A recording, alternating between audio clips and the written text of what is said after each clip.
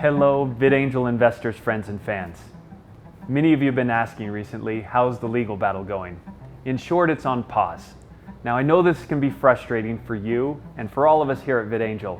We all want our filtering back for all content on all modern devices.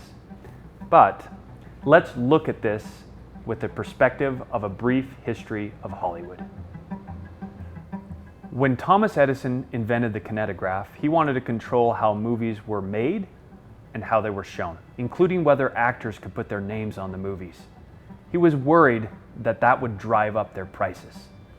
He also wanted to control how long the movies lasted. But audiences wanted to know who their favorite actors were and wanted full-length feature films. Carl Laemmle and Florence Lawrence made a full-length feature film with her name on it, and audiences loved it. But Edison hated it and sued Laemmle, calling them pirates. But in 1915, the United States Supreme Court ruled in favor of Laemmle, whose company eventually became Universal Studios. And the results were positive for Hollywood because now audiences could know their favorite actors and watch full-length feature films. Fast forward decades, and this device was invented. It allowed families to record their favorite TV shows and watch them later. And families loved it. But Universal Studios hated it. Universal sued Sony and called Sony pirates. But in 1984, the Supreme Court of the United States ruled in favor of Sony, and the results were ultimately positive for Hollywood. That little recording device exploded the home entertainment industry. Fast forward a few more decades with a parallel shift in culture, enters VidAngel, which families loved but Disney hated. Disney sued VidAngel, calling VidAngel pirates. Major changes in the industry have always been followed by lawsuits, but when those changes benefit the creators and the audiences, they're inevitable. Having front of mind that brief history of Hollywood, let's review the Disney lawsuit.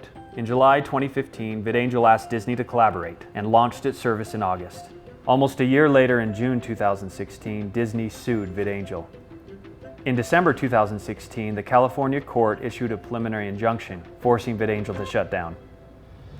Then in June of 2017, VidAngel launched a new technology for filtering Netflix and Amazon. But the California courts would not address whether the new technology was lawful and said to file a new lawsuit for declaratory relief. So in August, VidAngel filed a declaratory relief lawsuit in Utah for the new technology.